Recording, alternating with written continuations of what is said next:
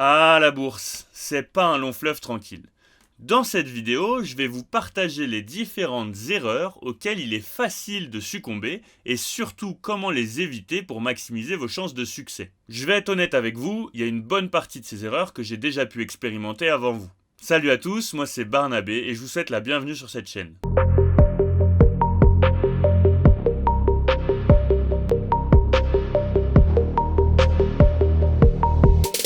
Avant de prendre le moindre risque sur les marchés, assurez-vous d'être abonné et d'activer la cloche pour ne manquer aucune de nos prochaines vidéos. Allez, c'est parti avec notre première erreur, se laisser séduire par les dernières tendances en termes d'investissement. Évidemment, il existe des investissements qui s'avèrent être de véritables révolutions.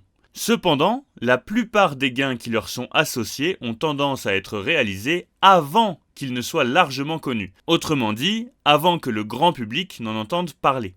L'exemple incontestable à cet égard, c'est la bulle Internet au début des années 2000. La frénésie gravitant autour d'Internet était telle que les entreprises étaient évaluées non pas en fonction de leur potentiel de gain, mais plutôt en fonction du nombre de clics en ligne qu'elles obtenaient. Comme d'habitude, les investisseurs particuliers sont arrivés en retard à la fête et se sont retrouvés avec des pertes extrêmement lourdes dont certaines n'ont jamais été récupérées. C'est exactement ce qui se passe avec les crypto-monnaies lors d'un bull run. Ce qu'il faut retenir, c'est qu'une fois que vous commencez à entendre votre voisin parler d'un investissement en particulier, il est très peu probable que ce soit une bonne idée. Et si vous possédez déjà des titres dans ce secteur, c'est peut-être même le bon moment pour les vendre. Et on passe à notre erreur numéro 2, acheter des actions uniquement en fonction des performances passées.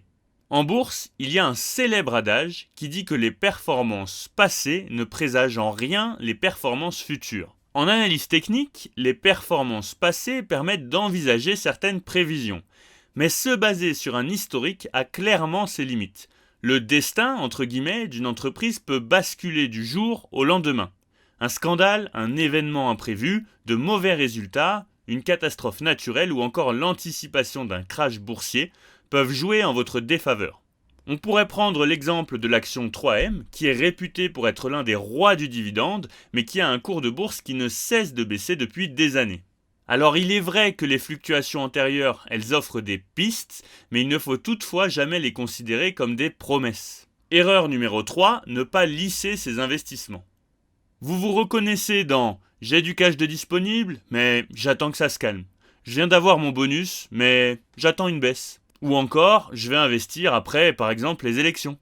On parvient rarement à acheter au plus bas et vendre au plus haut. C'est un fait et il faut s'y faire. D'où l'intérêt d'investir de façon échelonnée afin de lisser son prix de revient. Vous pouvez choisir de faire du DCA, par exemple en misant sur les actions du CAC 40 de façon fractionnée, en investissant un montant identique trimestre après trimestre. Un investisseur ne serait jamais ressorti perdant en tenant compte des dividendes versés, 8 ans après son investissement initial au cours des 30 dernières années. Erreur numéro 4, investir dans ce que l'on ne comprend pas. Et oui, il faut prendre l'habitude de passer votre chemin lorsque vous ne comprenez pas le business model d'une entreprise ou son fonctionnement. Les raisons peuvent être diverses, la complexité du secteur, mais aussi une mauvaise communication de la part de l'entreprise par exemple. Numéro 5, et celle-là, elle est pas facile, suivre de façon obsessionnelle ses investissements. Et oui, l'investissement, il doit pas devenir une source d'angoisse. C'est un peu comme quand on veut perdre du poids. Se peser 8 fois par jour, c'est contre-productif. Si vous guettez la moindre occasion, votre gestion des risques en sera affectée. Vous allez perdre le sang-froid nécessaire à une bonne gestion des placements. Un enrichissement se construit bien souvent sur le moyen, voire sur le long terme. Pour ma part, lorsque je veux rentrer sur une action, je place des ordres à différentes échelles pour lisser mon entrée et je laisse tourner.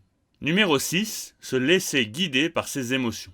En bourse, il est important d'éviter la panique comme de céder à l'euphorie. Essayez au maximum de rester rationnel dans vos prises de décision. La discipline, elle est cruciale en bourse. Comme je vous l'ai déjà expliqué, vous pouvez vous fixer un objectif de cours pour chacune des valeurs dans votre portefeuille et vous contraindre à céder au moins une partie de votre position lorsque celui-ci est atteint. Erreur numéro 7, acheter un couteau qui tombe. Super, c'est les soldes. Avouez. Vous suivez par exemple une action depuis un certain temps avec l'intention de l'acheter ou vous venez de constater un mouvement de baisse prononcé sur un titre depuis quelques mois. Pourquoi ne pas prendre position ? Si c'est un revers temporaire pour l'entreprise, l'idée n'est peut-être pas mauvaise. Mais si la fuite des investisseurs sur un titre est réelle, elle pourrait également être durable. Perte de confiance dans le management, revers stratégique, retournement de cycle, les raisons qui peuvent entraîner un titre à la baisse sont nombreuses. Toujours au début des années 2000, un bon nombre d'actionnaires de France Télécom pensaient tenir en main le pactole avant que le cours de l'action ne perde plus de 60% de sa valeur en moins d'1 an. N'essayez pas d'attraper le couteau qui tombe, il risque de vous échapper ou pire de vous blesser. Regardez actuellement l'action Nexity. Alors oui, sur le long terme, l'action a des chances de se relever, mais si vous avez acheté au dernier top, vos pertes actuelles sont énormes et vous n'êtes pas sûr de les récupérer. Gardez un œil rivé sur les fondamentaux, les résultats, la croissance attendue, etc.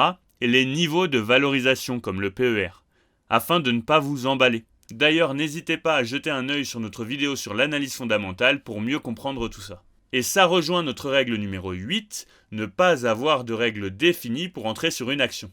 D'après Tatjana Pouhan, définir des critères économiquement bien fondés et les appliquer systématiquement pour la sélection des titres évite qu'on investisse dans des titres pour des raisons émotionnelles, liées à un article lu dans un journal par exemple. Pensez discipline, je sais que c'est pas évident mais c'est ça qui vous fera passer au niveau supérieur. En cas de baisse d'une action, vous devrez vous poser à un moment la question qui est de savoir si vous devez vendre maintenant, avec une perte, ou bien attendre une remontée. Il peut être intéressant de couper vos grandes pertes, c'est-à-dire de supprimer les fortes moins-values en vendant vos titres avant, pour avoir une rentabilité supérieure sur le marché. Psychologiquement, il est difficile pour un investisseur débutant d'accepter une moins-value.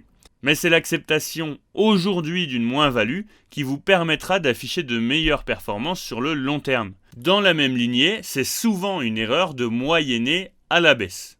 Certains vous diront que d'acheter davantage d'actions d'un titre qui a déjà beaucoup baissé pour diminuer son prix de revient leur a permis de gagner beaucoup d'argent. C'est possible, c'est même probable. Mais en ce faisant, vous augmentez considérablement votre exposition au risque sur un seul titre, qui de plus est vraisemblablement sur une tendance baissière. Et oui, en investissant davantage, votre risque s'accroît naturellement. Une poursuite de la baisse pourra avoir des conséquences sur votre portefeuille qui a vu le poids de cette valeur augmenter avec la moyenne à la baisse. Et l'erreur numéro 10, qui est un classique, c'est de mettre tous ses œufs dans le même panier. Cette erreur peut être extrêmement néfaste pour votre argent. Le Japon nous en donne l'exemple parfait. Un investisseur japonais qui aurait commencé à investir au début des années 90 et n'aurait investi que dans des actions japonaises aurait connu un énorme crash boursier suivi d'un effondrement de l'économie prolongé. En revanche, si ce même investisseur avait investi à l'échelle mondiale, à la même époque, il aurait bénéficié de l'essor de la Chine et d'autres marchés émergents, ainsi que du marché haussier des entreprises technologiques américaines, ce qui aurait entraîné une augmentation de plusieurs multiples de son investissement initial. Et c'est pour ça que je pense que dans une optique d'investissement passif, investir sur un ETF MSCI World n'est pas une mauvaise idée. Et enfin, erreur numéro 11, ce serait de ne pas faire d'erreur. Tout au long de votre expérience boursière, vous allez effectivement vivre des erreurs qui ne seront pas forcément celles-là et vous allez vous forger de nouvelles règles. J'espère que cette vidéo vous aura plu. Si c'est le cas, n'hésitez pas à vous abonner pour éviter les erreurs en bourse.